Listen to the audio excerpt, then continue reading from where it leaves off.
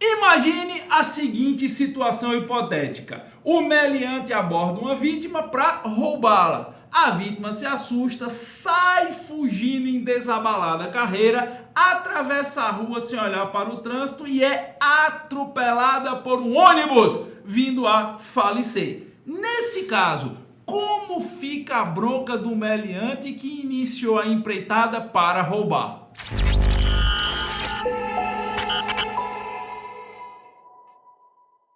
Essa pergunta, pessoal, foi enviada por um dos nossos alunos que está firme nos estudos rumo à prova da primeira fase da OAB aqui no JUS 21. E é um tema muito recorrente em prova de primeira fase. Nesta situação, há uma notória quebra do nexo de causalidade. A relação de causalidade para fins de aplicação do direito penal deve ser aferida com base na chamada teoria da equivalência dos antecedentes causais.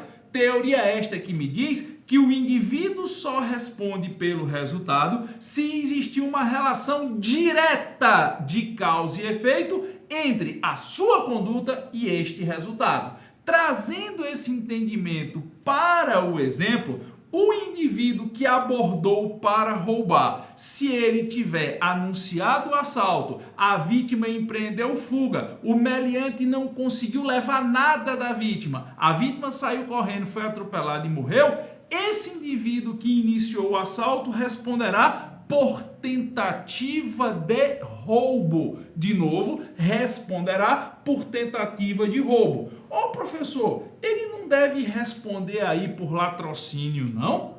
A vítima não morreu? Isso não seria um latrocínio consumado? Não. Em que pese ele ter empreendido uma conduta objetivando roubar e em que pese, ao final de todo o contexto, a vítima ter morrido, o que produziu a morte da vítima não foi a ação direta do meliante.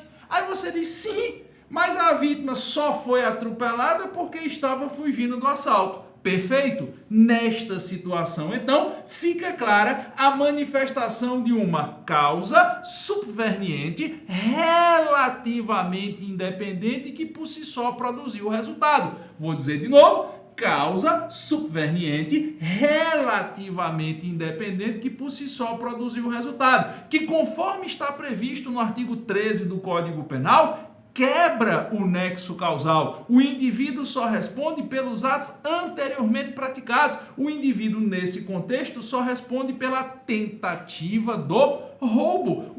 Em que pese a vítima ter morrido, a vítima morreu de uma causa diversa da conduta inicial. A vítima morreu de uma causa subverniente, que veio depois, relativamente independente, porque, por óbvio, a pessoa fugia do meliante, mas uma causa que, por si só, é capaz de produzir o resultado. Um atropelamento, por si só, é capaz de produzir o resultado. É a mesma lógica daquele exemplo clássico. Eu quero matar Beto. Deflagro disparos de arma de fogo em sua direção, ele é alvejado e é socorrido em uma ambulância com vida. No meio do trajeto até o hospital, a ambulância sofre um acidente, pega fogo e Beto morre queimado.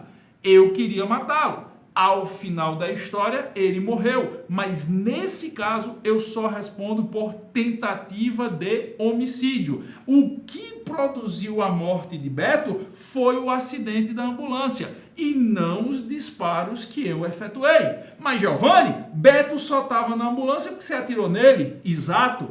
Causa subverniente, que veio depois, relativamente independente, que por si só produziu o resultado. Ele poderia morrer sim de um acidente automobilístico, independente de lá estar, pelo fato de eu ter atirado nele ou não. O nexo causal está quebrado, o indivíduo não responde pelo resultado, só pelos atos anteriormente praticados. Então, se o meliante abordou a vítima para roubar, não conseguiu tirar nada dela, a vítima se assustou, saiu em desabalada carreira, chegou lá na frente, foi atropelada por um ônibus e morreu, o meliante não responde de novo. não responde pelo resultado morte da vítima, não sendo possível se caracterizar crime de latrocínio. Pegaram o bizu?